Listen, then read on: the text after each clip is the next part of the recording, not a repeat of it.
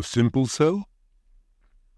In the late 1800s, the term simple cell was coined by Ernst Haeckel, a German scientist and strong supporter of Charles Darwin. The theory of evolution led Haeckel to believe that the cell was a simple little lump of albuminous combination of carbon. To Haeckel it seemed that such simple life, with no internal organs, could easily be produced from inanimate material. However, in 1931, the invention of the transmission electron microscope began to reveal the internal structure of the human cell, and in 1942 the scanning electron microscope was finalized, allowing researchers to view the outer form of the human cell. One could now magnify up to 1 million times, and learned minds were amazed at the complexity of the simple cell.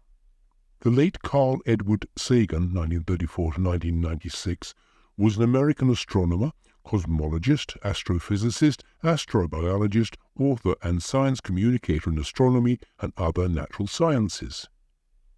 He was also an avowed atheist. Professor Sagan was awestruck as he studied the human cell. I quote, "A living cell is a marvel of detailed and complex architecture. It is known that molecules are being synthesized at an enormous rate. Almost any enzyme catalyzes the synthesis of more than 100 other molecules per second. The information content of a simple cell has been estimated as comparable to about 100 million pages of the Encyclopaedia Britannica." End quote. As I, a Christian layperson, ponder the arguments laid forth on the origin of life, only two possibilities are presented: creation or spontaneous generation. There is not a third way on the table. Spontaneous generation was disproved 100 years ago by Louis Pasteur, but that leads to only one other conclusion: supernatural creation. An atheist could not accept that on philosophical grounds. Therefore the choice is made to believe the impossible, that life arose spontaneously by chance.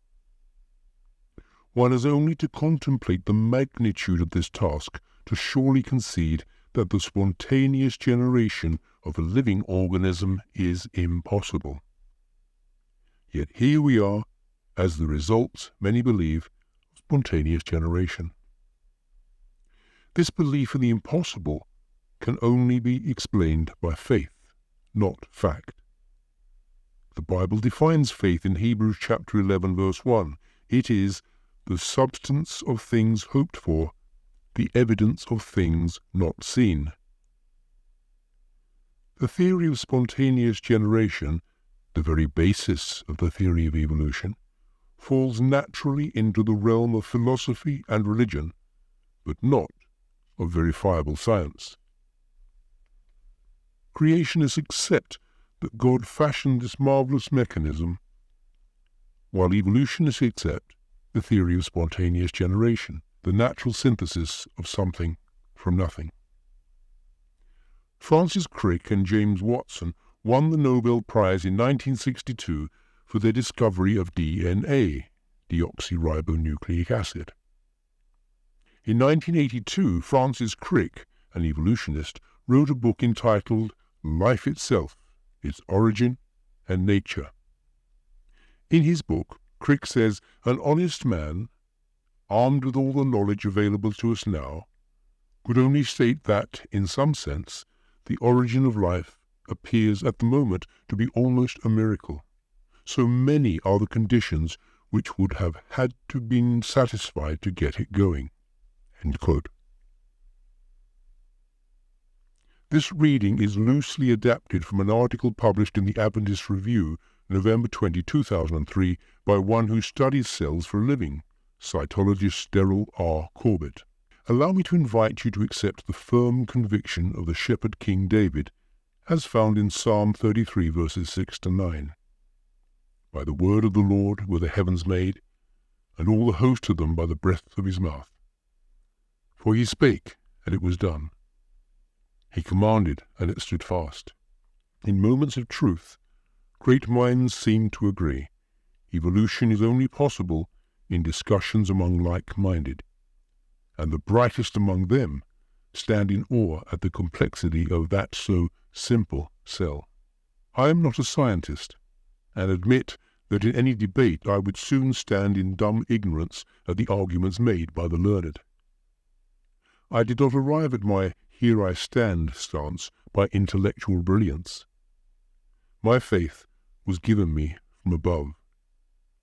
I unashamedly place my faith in the God of creation, and word any defence by using the 66 books of the Protestant Bible. I hear the declarations of many educated persons, but I am not attracted to their theories, for in less than 100 years each intellectual giant is laid in the dust. Philosophically, atheism offers me only an eternal, dark, cold, empty nothingness.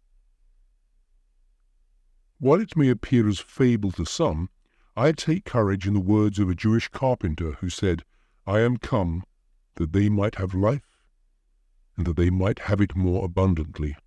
Gospel of John chapter 10, verse 10. In my ignorance, or rather in my firm faith, I am left with only one conclusion. Genesis chapter 1, verse 1, "In the beginning, God."